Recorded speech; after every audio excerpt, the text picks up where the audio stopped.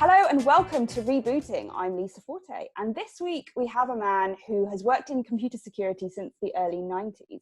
He programmed the first ever version of Dr. Solomon's antivirus toolkit for Windows, and he worked for Sophos for many years, but he's now a household name in information security. He's an internationally successful blogger, podcaster, and speaker, not to mention the originator of the phrase, "the cloud is just someone else's computer." I am, of course, talking about co-founder of Smashing Security, Mr. Graham Cluley. Welcome, Graham. Well, hello. What a pleasure it is to be here rebooting with you, Lisa.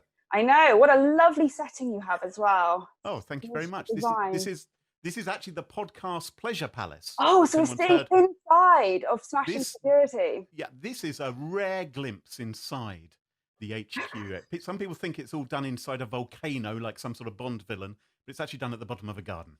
Graham, I must ask you this. I ask all my guests this at the beginning. How would your family, do you think, describe what you do for a living? Oh, they just think I arse about, I think. My family are just baffled as to how I managed to earn a living, because they think, well, isn't that just plain? Isn't that just messing around? And they say, do people actually pay you to do that? And I'm equally baffled. I mean, people ask me questions all the time. So I'll be speaking to journalists about some sort of computer security thing which is going on. And the most difficult question they ask of all, the one which is hardest of all, is how should we describe you? What title should we give you? Because I work for myself and I don't really have a title. I don't know how to describe myself, and that's often the most difficult question. But obviously you're a bit of a veteran in the security industry, and you've seen probably quite a lot of transformation from when you first started to where we are sort of today. And one of our subscribers has asked, what was your sort of the top or the most interesting virus you ever came across when you were at the beginning of your career? Oh my goodness. I mean, I actually think viruses and malware were much more interesting in the early days than they are today. Really? Because now it's all about stealing information or stealing resources or making money. And there was actually great artistry in the malware of the early days. So you'd get things like the green caterpillar virus, which sort of crawled across your screen, eating them up and then pooing them out the other end brown. Or you'd have ambulances going across your screen, or there was one where it played the Blue Danube, just things like that. And they were just being done really as a form of electronic graffiti. It was still wrong, and they shouldn't have written viruses, obviously, and it was a bad thing to do. But there was some artistry there and creative prowess. There was, and there has been a little bit of a resurgence of this with ransomware, of course, because ransomware is an unusual type of malware in so much as it wants to announce its presence at some point, and it wants to get your attention. It doesn't want you to ignore it. And so it will have gory skulls, dripping blood and things like that, as it tells you to give all your bitcoins to them. But yeah, in the old days, they were much more fun. Now, if you to ask me what I've got a few favorite viruses. I'm not supposed to have favorites, but because all is bad. But there are a few which sort of appeal to my sort of sense of humor, which is quite childish. There is the casino virus, which plays Russian roulette with your data. And what it does is it says, think of a number between 1 and 10. And so it says, I've taken your essential data, I put it into memory. So if you turn off your computer, you're going to lose everything. And it intercepts, control, delete, and you lose all your data. The thing which I like about that is sometimes you get the number right and you get your data back. Quite often you get the number wrong and you lose all your data. But just occasionally, you get the number right. It says, yeah, you got the number right, but I'm going to shag your hard drive anyway. And that to me is quite funny. It's what you live for. That's what you live for, isn't it? Well, it's just a black sense of humor, because you just think, they must have had so much fun doing that. Now, obviously that's wrong. Let me stress that. Are we recording this? Obviously that's wrong. This is on the record, right? You get that. It's definitely wrong. And it sort of underlines the fact that you should make backups. There was another virus, a famous female virus writer called Gigabyte. Real name Kim van de Weyck. I think she's based in Belgium, one of those sort of places. And she became a little bit obsessed with me in my younger years. Yes, I know. And I like to think it was the cut of my jib, but apparently she thought I was saying that girls couldn't write viruses, right? Because I was often asked in person, who writes viruses? And I'd say, well, it's teenage boys in their back bedrooms. And the Right. point I was making was actually girls are too sensible to write viruses because writing viruses at the time didn't make you any money. It was just vandalism. Hmm. And girls were into, you know, cooler things and more sort of constructive things. Anyway, she took offense at this. And so she started writing viruses which mentioned me. And one of them asked what I kept between my toes, which I think was like a cheese and gerbil sandwich or something was the correct answer. And if you said that, you got your data back. There was another one, though, a coconut virus, the coconut virus, which displayed my picture on your screen. And you had to throw coconuts at my at my head. And the more times you hit me with a coconut, the less files she would infect on your hard drive. Now, you can't help but admire something like that because that's a sense of humor. And the guys in our labs who were analyzing it, they took an inordinate amount. They kept saying, "Oh no, we need to test this a few more hours, Graham." They just kept on throwing coconuts at me. But it's so on a personal level, those ones sort of are a bit special to me. You blog a lot now, and Yeah. your blog is, obviously incredibly famous. Have you ever had a situation where you've written a story and you sort of regretted writing it, or you've had a bit of a backlash from it that you perhaps weren't expecting? Yes, that has happened. And sometimes it's because I can be a little bit flippant. And No. might have just said something off the cuff, as we've seen, which I then regret. It's been immortalized. The beauty with a blog, of course, is that you can go back and sort of adjust it or add another Right. paragraph or apologize. Sometimes I've just downright made mistakes. I've said that something happened, and it turned out it didn't happen. I thought, well, Mhm. this is most likely the reason, and I think it's important then to go back and say I got it wrong. Messed up. Yeah, and I think that's quite an ethical approach. And sort of speaking on ethics, and I guess this kind of feeds into blogging generally. I know you must have had sort of criminals contacting you and offering you juicy scoops or breaches that they are in the middle of. And how does that kind of go? Have you ever been in a situation where you really felt tempted to sort of say, yes, I'll write this story? It is difficult, isn't it? I think it's a dilemma a lot of journalists find themselves in. I don't really consider myself a journalist, but I'm sort of parallel to them. Because sometimes you are approached by people who've committed a crime or stolen data, and they will send you the evidence of the data that they've stolen. Maybe it's people's personal emails, or it's a database, or some company secret, and they want you to shame the business. And I've been approached by groups. I mean, the Dark Overlord are one which are notorious for doing this kind of thing, but there are other now ransomware groups as well, which aren't just encrypting your files, they're also stealing data and threatening to publicize it. And I feel very uncomfortable being an accessory to their crime and helping them commit their crime. I feel very uncomfortable publishing that kind of private communications on my site. Yeah, I might get, high on Slashdot or on Reddit and get hundreds of thousands of visitors or something by publishing that kind of thing. But it just feels wrong to me to do it. And it saddens me actually that sometimes we see journalists who publish information which has been gathered criminally through a hack.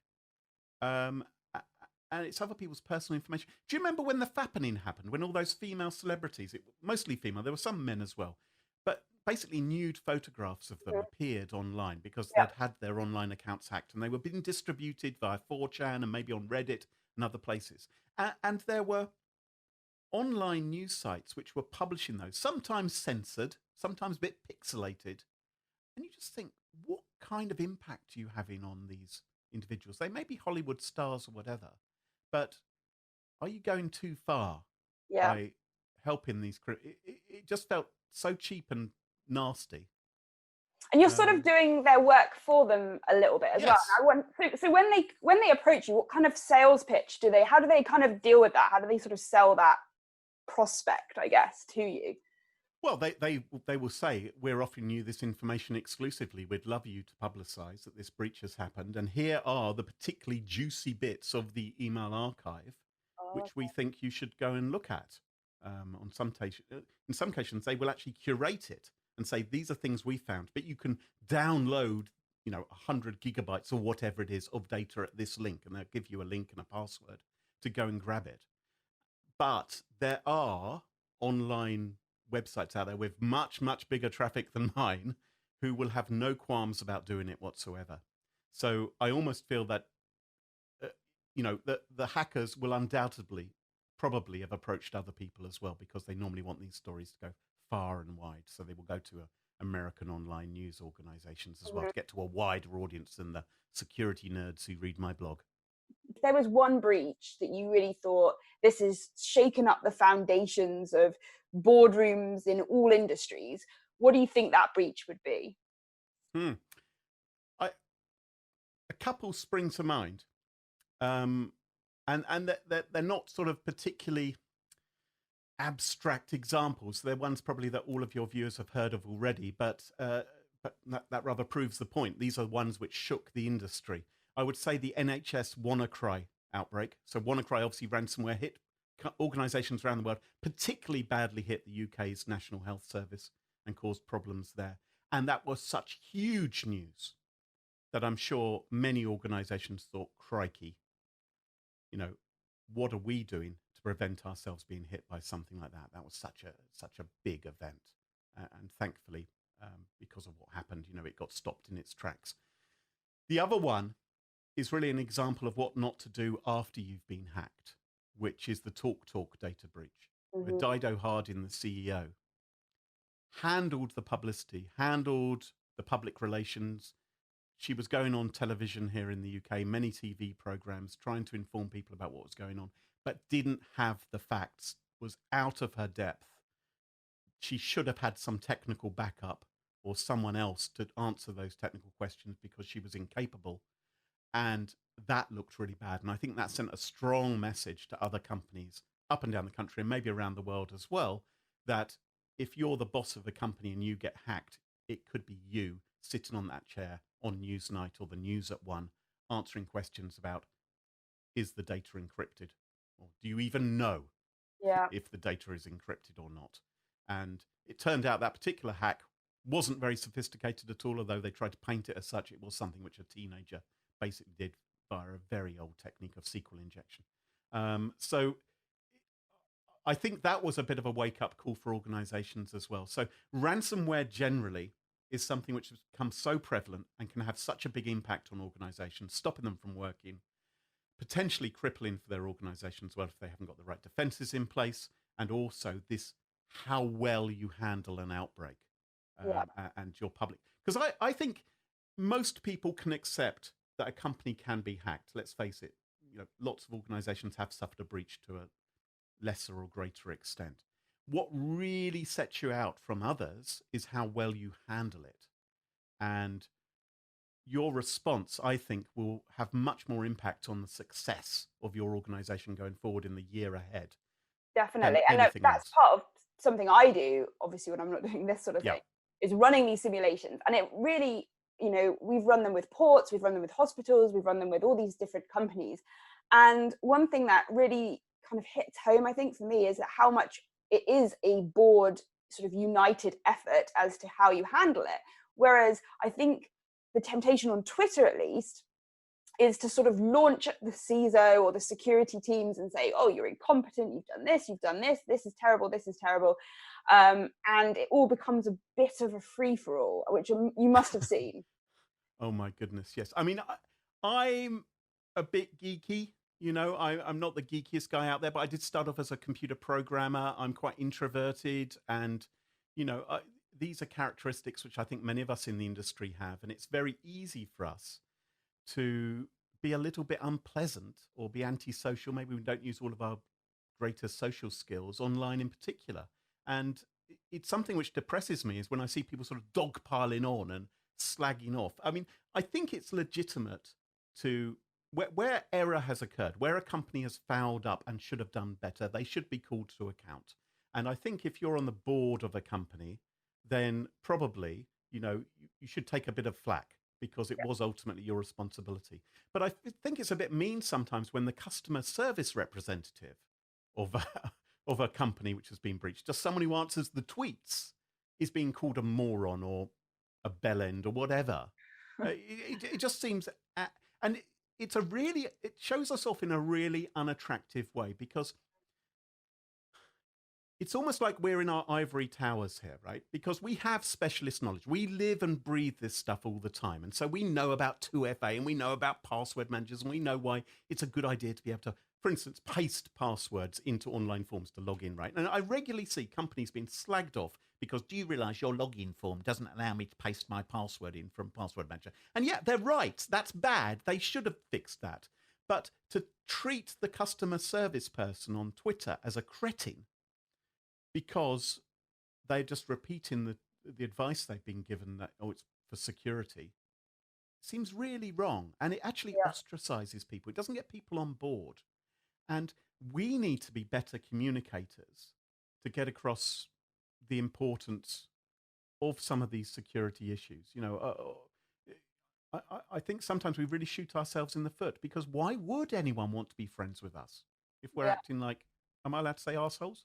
Yes, say it. I just did. Okay, so if we're acting like that, then why should anyone listen to us, right? I think when we're failing at really basic security, we as in society, are we wasting our goes a little bit in terms of putting out security messaging that's really probably fairly unlikely in the grand scheme of attacks? So how do you kind of balance that a little bit when you're doing your writing and also smashing security? I certainly think how we communicate is really important. We just had on one of our episodes someone who knows nothing about computer security. She's a comedian and writer. And we got her on, and we found out she didn't even have a passcode on her phone, right? Didn't have different passwords anywhere. Her phone was permanently unlocked. And so we talked her through the process. This is how you put a fingerprint on your phone, so because the passcode is obviously going to be too painful for you. And we never even got on to 2FA, right? We began to sort of dip our toes into the waters of having a password manager or something like that. But it really was baby steps. And I think we need to learn, if we're going to succeed at security, we need to find a way to communicate honestly and credibly with everybody, because everybody has got a computer on them. And we can't assume that they're going to know everything. And when I see people slagging off, oh, you're using SMS-based two-factor authentication. Yeah, of course, SMS-based two-factor authentication, we know, is not as good as having an app or something to do the authentication. But bloody hell, it's a lot better than having no two-factor authentication at all. Yeah. And I can't imagine explaining that to my parents, how to use the app. And then there's a timer and you have to put the code in before that goes to, it would just be a nightmare. And at least if they've got this SMS 2FA, they're a little bit safer. And I think that's what we struggle with as an industry, right? We don't seem to be able to conceptualize that little steps make you more secure. We aiming for this sort of unattainable standard from people. My view is, and I don't know if I'm going to get into trouble saying this, but my view is that we're all kind of on the spectrum, right? Everyone's on the spectrum somewhere. And it may be that those of us in the computer security industry are a little bit more one way on the spectrum than the average person. I mean, it's a real stereotype, but and I'm including myself on that as well, right? So I think we might be a little bit like, so we're sort of setting our ways, and it's like there's a right way to do this and there's a wrong way to do it. If you're not doing it exactly as I'm telling you for 100% security, then you're an idiot and you deserve to be hacked and all the rest of it. It's like, no. That's not a good way to think about these things. We need to be a little bit more flexible and bendy about these things, because otherwise we're just perpetuating that stereotype. And most people will think security, data breaches, oh, too hard. I can't even begin to think about it. I'm just going, la, la, la, la. I'm not going to listen to any of that. I'm just going to give up on all of it. So on my blog and on my podcast, we try and speak in regular, plain English, try and explain things simply, in the hope of just, getting everyone a little bit more secure and hopefully making it fun as well. That's the intention. Definitely fun. Definitely. Ah, thank you. Well, when you're on, Lisa, it is. I just laughed the entire way through the entire podcast. That's what we like. That's what we like. For 30 minutes of me laughing. Yeah, it is a bit crazy. And actually thinking about sort of silo thinking and tribal thinking generally, I think in society now we are in a bit of a unique situation where we have quite polarized societies in both the US, in the UK, and in Italy and all these other countries on left right political issues, but other things as well, Brexit obviously being one of them. And how do you think the best way to stop ourselves from falling into that is? Because obviously you and I are friends, we share very similar political views, and I'm sometimes a little aware that we quite enjoy kind of egging each other on and going, yeah, no, you're totally right, 100%, yeah, and it's even worse than that. So how do we kind of avoid that, do you think? Difficult, isn't it? It's difficult, especially when you feel that the world's going to shit, that you feel powerless. It's very easy just to make a simple joke. I mean, I'm guilty of this. I post things on Twitter because I get frustrated and annoyed with how something in government might be going, for instance. But is that the way to convince people who don't agree with you that you're right? Absolutely not. Mm-hmm. What it is you're just going to get other people who already feel the same as you liking and retweeting your tweet or agree, or they join in as well. It does marginal, it does split us, and we are living in a divisive world. And things which have happened in my life have told me that you really need to try and bridge that gap. You can't go around telling people that they're idiots because they don't understand security, or because of their political persuasion, or because they voted for him rather than her, or whatever it is. Mm-hmm. You need to try and understand what made them do that, and talk to them, because most people aren't bad people. Most people genuinely want the same things as you. They want to have a happy life, they want to be successful, they want to be healthy, and they want their kids to be happy and healthy and have a great life as well. And they just have a different view as to how you're going to get there. But there's so much heat in there now that we're all kind of on guard, and we're all kind of nervous and trying to work out, well, where does he stand compared to me?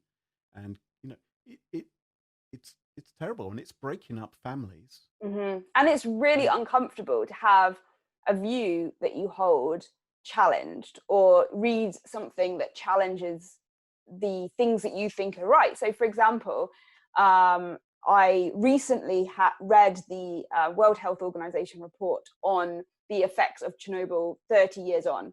And it's obviously, as a case study, it's really unique because we've only ever had the opportunity to study radiation effects over 30 years from this exact case. And as a child and growing up, as I'm sure you were the same, you were sort of always told about how devastating this was to the exclusion zone, and nothing was going to survive and everything was going to be terrible. And what they've actually discovered is that actually the animals are bigger and having more babies and are healthier and living longer in that exclusion zone.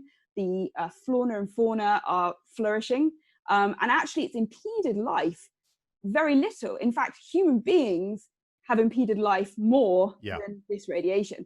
And reading this report challenged everything I've ever really known about that event. And I must say, I think I felt physically awkward, uncomfortable, because this whole thing just factually did not marry up with what I thought. Yeah, it's very challenging. Insane. And well done you for reading it and exposing yourself to that. I think it does. I think it's good for all of us to sometimes challenge ourselves, to watch news on the channels we don't normally watch, and to read newspapers that we don't normally read, and to, it's not always comfortable, but I think it's good. It's a good thing to do that. And of course, that's what we would like other people to be doing as well, right? Maybe and maybe we'll meet somewhere in the middle a little bit, because no side is 100% right. And however much you might think, let's pick a name at random, Donald Trump is a complete, right? He might occasionally say something that actually makes sense. But because of our view of him generally of being a terrible person, we would be almost blind to that if he did actually make a right decision, or if he did do something. And I'm sure occasionally he does make good decisions. Yeah. But it's not our worldview, is it? No, totally. And do you think, like, generally reporting in information security has sort of improved over the years, or do you think it's got more clickbaity? Ooh, I think I think it has improved. Yeah, I think there's much more technical knowledge now amongst some of the reporters than there ever used to be 20 or even 30 years ago. And some of the things which we used to see in the tabloid press about computer viruses, I remember the Michelangelo virus, for instance, 1992, where it was predicted millions of PCs around the world were going to go on the blink. And it was crazy, some of that stuff which was being said. So I do think some of it's moved on. There still is, of course, an enormous amount of clickbait out there. The journalism industry generally is suffering. They're finding it hard to make money. And there's a desperate, desperate urge to get more and more people reading articles. But there are some excellent resources out there as well. And that's great. And independent journalists as well. We see people like Brian Krebs, for instance, who is running a very successful blog where he's breaking news stories, and he's got a lot of credibility because he finds out about data breaches before the companies who've actually been breached. Mm-hmm. Yeah, and actually speaking about Krebs, another thing I was going to ask you. So Krebs has obviously had a terrible time of sort of attackers and other people, with I think it's called swatting, and other threats that he's had to his life and his safety. Have you ever had any kind of really bad experience like that? I've had a couple of bad things happen. I mean, some of them you think are probably a joke and you don't take terribly seriously. I remember a virus writer, for instance, who said he was going to shoot me or something like that because I'd written about him or his malware. I didn't take that very seriously. More seriously, I remember once someone took my photograph and they went onto Facebook into an army-related Facebook group, and they said things which were derogatory about the British Army inside that group. And this really riled people up. Yeah. And then someone said, hang on, I recognize that guy. That's Graham Cluley, who works for this security company. And then all hell broke loose because these people thought it was me who was posting these messages. Sure, They yeah. contact my HR department. They sent threats saying they were going to burn my house down and shoot my wife. And these were army people. At the time, we were on holiday in Cambodia, so we were on the other side of the world. So the communications weren't fantastic either. And apparently my company was receiving messages left, right, and center. And when I went to Facebook and said, look, I've had death threats from these people and things, can you do something about this? And Facebook sort of went, well, it's freedom of speech, isn't it? And the only point at which Facebook took any action was when I said, but they've used my photograph and that's my copyright. And they said, oh, copyright? Okay. Yeah, we'll do something about that then. So that's a good tip then. If you're ever getting trolled online, just hope to God that they use something you can pull on to say this is copyright. Because I've had it as well. I've reported stuff and they say, no, that doesn't violate our terms of use. And you start to think, what on earth are your terms of use when this kind of stuff can happen? It's insane. I've as a consequence of what happened to me, I mean, fortunately nothing really happened to us, but it was just an inconvenience. But I mean, there were really unpleasant things. Like some people were saying that I was a paedophile and things like this. And they posted up pictures of me where they'd photoshopped my head onto other photographs and things. It was really not very pleasant. But I met young women who I think their previous partners had fallen out with them. And they'd posted up their contact details claiming that they were prostitutes or sex workers or whatever it was. And they had found it very difficult to get Facebook to take any action whatsoever.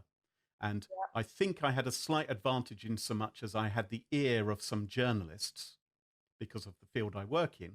So I was able to apply some pressure that way. That's the other piece of advice, by the way, I would give people is if you have a problem with a technology company, a social network, and you can't get through to them, can't get anyone to answer the phone, sometimes it can be good to go to a journalist because they will go to the PR department of the tech company and say, we're going to create a stink about you, Instagram or Facebook or Twitter, because you're not properly looking after your community. That's And really then it might be a better way into the company. They won't like that I said that, but in my experience, that's a way to do it.